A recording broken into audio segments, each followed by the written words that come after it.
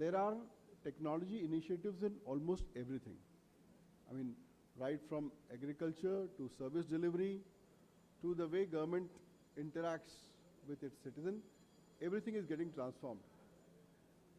And you know, in a democracy, much depends upon the political leadership. And we are very fortunate to have a chief minister, you have already heard him, who understands technology in full stack. Like he understands what are the aspects of technology, what are the pain points, how would the citizen interact, how can, projects be in public interest, also generate employment for people and be profitable for business. For example, look at the GCC sector. The government has a very clear policy of onboarding GCCs, and Pune would soon overtake all other parts of the country in GCCs. I mean, generally people don't even know what GCCs are, but it's almost like most of the business processes of large multinational corporations are entirely getting shifted to India.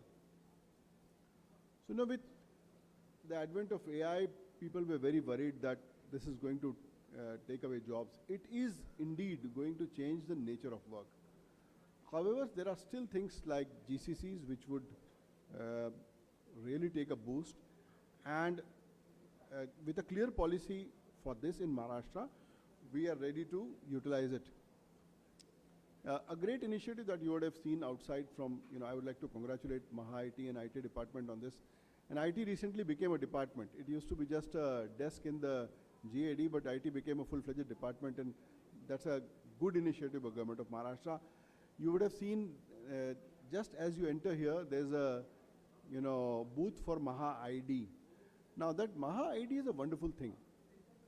Now, I have heard it in cabinet meetings that CM sir says, if the citizen has given you information, why are you asking for it again, right? So here they have created a golden database. Various schemes require various kind of eligibilities, and right from demographic information to identity, all of this has been coalesced into a clean database, which is called the golden database. The golden database, along with Maha ID, is going to be a single source of truth for anything. Let's say you are a student, you belong to a particular category which requires some kind of special assistance. Now, all of this would generally require you filling some lengthy forms, going to some offices, waiting in lines, and then the general government delays. After 15 days, somebody would tell you that this document is not complete, that document is not complete. All of that is not required now, because the government has taken this information, cleaned it, and created a single source of truth through which the eligibility would be fixed through an API, right? So it would look at the population database, automatically pick up the eligibility, and choose the intended beneficiary. Now, while this is happening, not only for citizen services, every time we attend Chief Secretary's meeting, he is asking services to be onboarded. So whatever is available for right to services, these services are being digitized, and every department is going through a process of internal digitization, be it e-office. So e-governance starts with e-office. If you're not using e-office, if you're still using bulky old files, it means that your processes are slow. But if you have to literally work for a real-time responsive government and governance, you will have to adopt technology. So recently, CM sir did a 100-day challenge and a 150-day challenge for all departments. And in this great Samudra Manthan, great things came up. So there are districts who are utilizing satellite imagery to find out if there are encroachments, to find out if there is deforestation, right, to even when there is, let's say, agricultural distress due to excessive rainfall or droughts or hailstorm, satellite imagery is being utilized to automate the provision of assistance to farmers. See, while this is happening, the state would need huge capabilities, and these capabilities are again being generated. So as I said, that it's a very 360-degree approach. These capabilities are being generated by the proposed AI university. We would be one of the first states to have our own AI university. And you know, when you create such state assets, they would be under constant attack by nation states, by cyber criminals, by everybody. So Maharashtra was one of the first states to come up with a very comprehensive cybersecurity program almost 10 years back. So 10 years back, in fact, I happened to lead that initiative called Maharashtra Cyber. And at a time, the Chief Minister gave us almost 1,000 crores in 2015 and asked us to create state-of-the-art cyber facilities. We could open in one go 47 state-of-the-art cyber labs, which was unheard of at that time.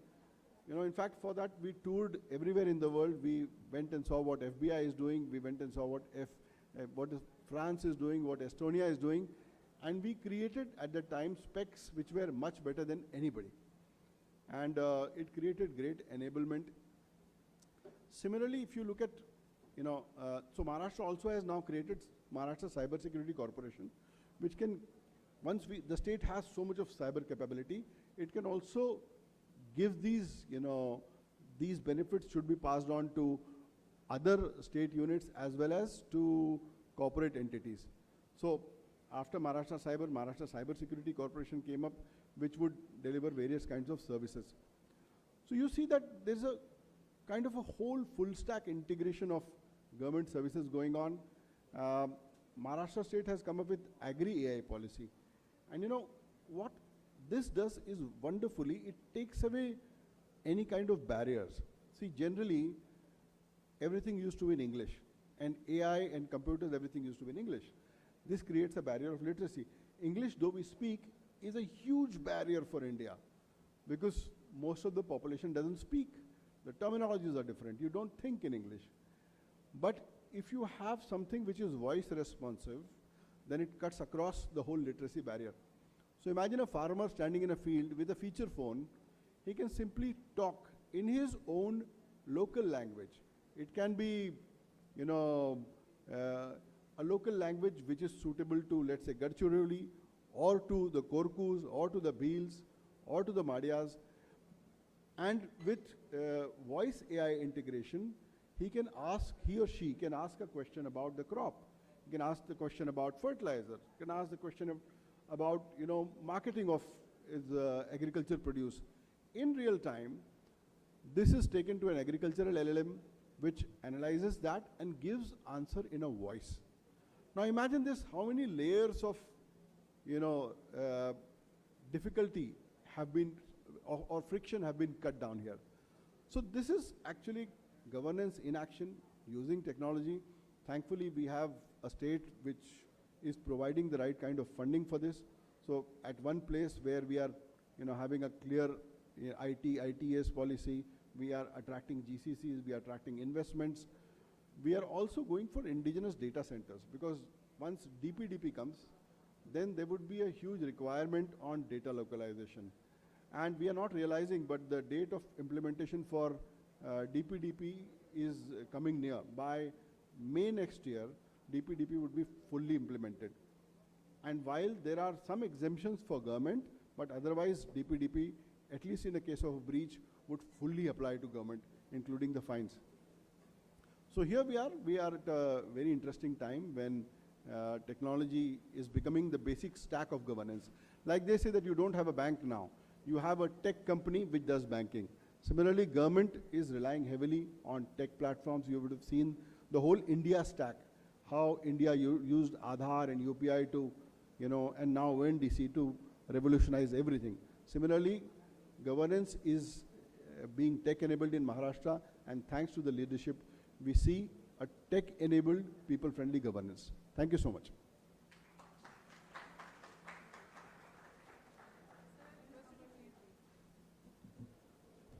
Well, thank you so much for a very insightful address. Can we have a huge round of applause, everyone? I'll request Dr. Ravi Gupta at the same time Shri Bhagwan Patil to kindly join us on the center stage to felicitate.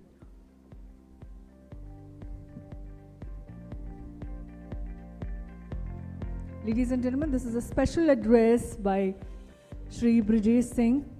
IPS Principal Secretary, Directorate General of Information and Public Relations, Government of Maharashtra. Can we have a huge round of applause for his vision?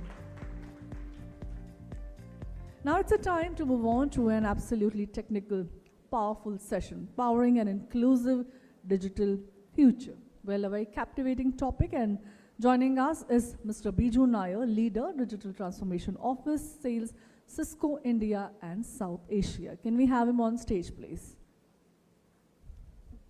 Ladies and gentlemen, can